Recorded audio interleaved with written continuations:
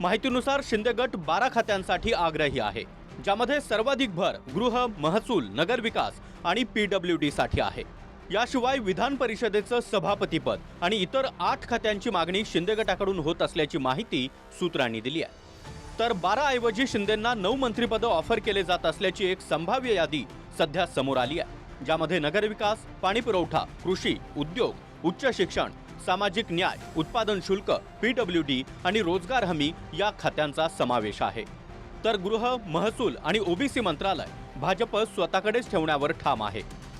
अजित पवारांची राष्ट्रवादी देखील अर्थ, महसूल, उपमुख्यमंत्रीपद, अन्न व नागरी पुरवठा, महिला व बालकल्याण, वैद्यकीय शिक्षण, कृषी, क्रीडा या खात्यांसाठी आग्रही असल्याचं बोललं जात आहे।